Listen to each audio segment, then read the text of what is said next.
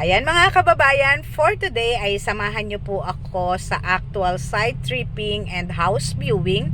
Kasi like I mentioned po dun sa aking previous na vlog, isa po sa mga tips natin kapag tayo po ay planning and decided na to buy a house and lot or mag-invest po sa isang real estate property, ay dapat po mag-conduct tayo ng site tripping. In that case po ay makita natin kung how far ba from the main highway yung subdivision po.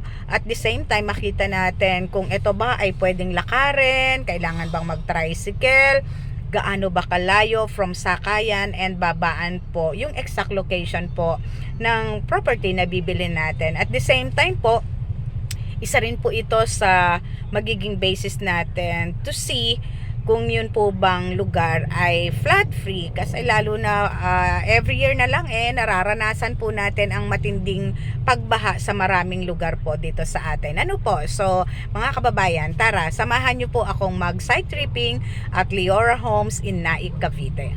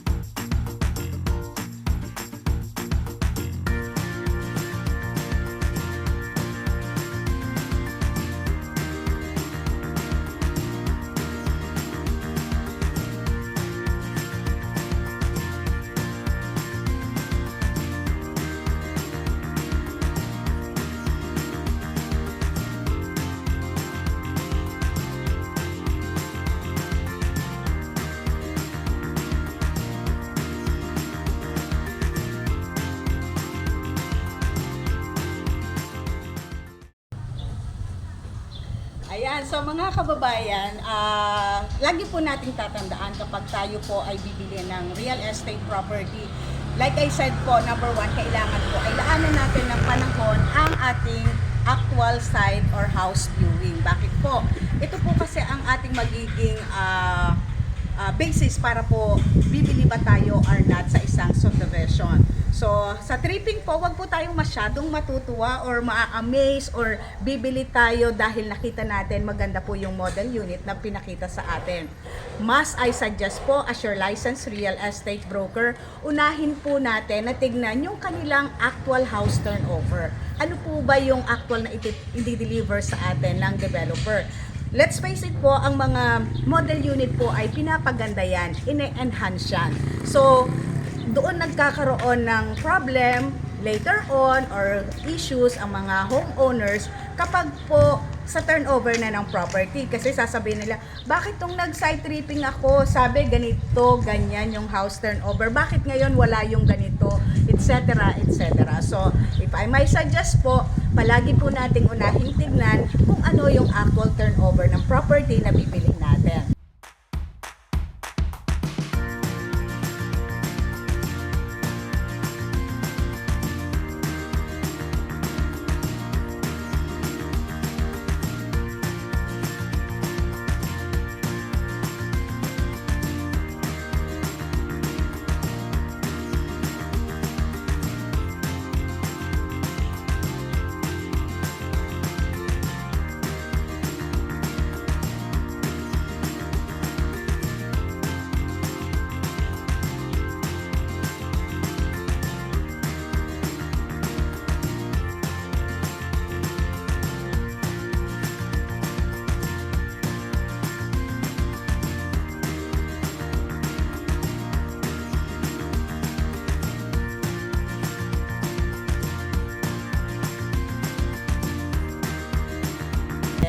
At the same time, yes, I agree po kapag nag-side tripping, madalas nagmamadali, umuulan, mainit, tiyagain na po natin ang init at ulan na yan mga kababayan. Kasi po, hindi lang yung bahay yung kailangan natin tignan. Even po yung development ng buong subdivision, current status, tapos na ba yan, ongoing ba yung development, paano ba nila tinatayo or kinoconstruct yung kanilang mga bahay, ano yung mga gamit nilang construction materials.